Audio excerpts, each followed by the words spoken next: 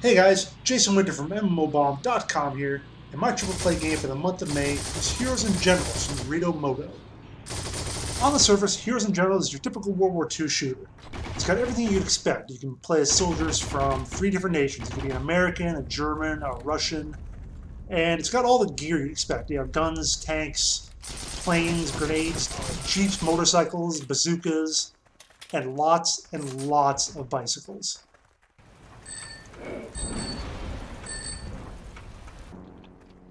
But there are lots of World War II shooters out there, so what makes this one stand out? Here are my 3 points for Heroes and Generals. Alright, first things first. This isn't a super fast action, balls to the wall, shoot and be shot game like Call of Duty or CSGO or PlanetSide 2. Yeah, there are bursts of activity every now and then, and there are plenty of explosions, and there are occasional jackasses like there are in any online game who call everyone out in chat when their team's not winning, while they're just sitting in one spot and sniping and racking up a huge kill-to-death ratio instead of exposing themselves to enemy fire by trying to take control points, which are, you know, how you actually win a match. But anyway, the thing is, this isn't just a run-and-gun YOLO deathmatch kind of game. It's a little more like maybe Armor 3, where you want to survey the field, move slowly and carefully to get in position. Yeah, sometimes you'll want to charge in all guns a-blazing, but most of the time you'll be darting from cover to cover, moving slowly, lining up your shot, yeah, that sort of thing. And maybe you like that, maybe you don't. Me, I like it. It makes things feel a little more strategic, and not just about who can pull the trigger faster. Now, that's probably a little more realistic, too, because in actual World War II, these soldiers couldn't respawn when they died, so they had to be a lot more careful with how they moved and how they engaged the enemy. You'll usually want to follow their example.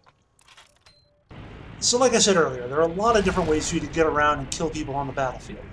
You'll start off as a typical infantry grunt, but right from the start you can hop into friendly vehicles as a passenger or a gunner, or you can commandeer civilian transports like trucks, or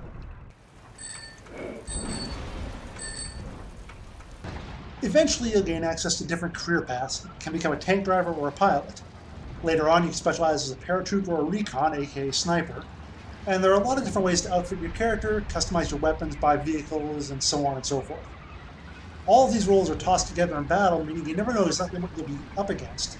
And the interaction between the various types of units makes for a really unpredictable and generally enjoyable experience. Unless you're getting farmed by a tank, or that sniper in first position, that guy I was talking about earlier who's just racking up kills. Now, there are ways to deal with that. Infantry have access to anti-tank weapons or tank mines, and you'll almost always be better off approaching an enemy position from the sides rather than just charging down the middle, which is a bit of a callback to what I said about moving carefully. Still, it can be really frustrating when you die over and over again, and infantry in particular can rack up some pretty horrific death-to-kill ratios.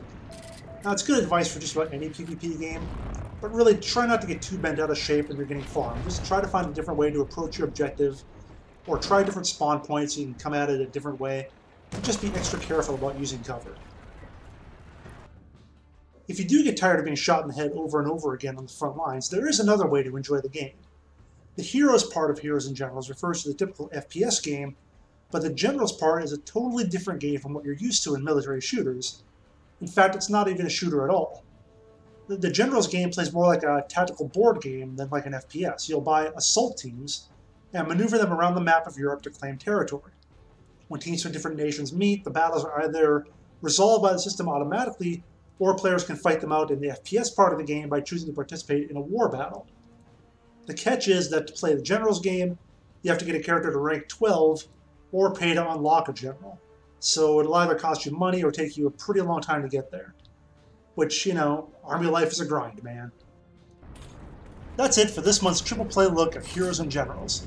As always, head on over to mmobomb.com for all your free-to-play gaming news and needs. Thanks for watching.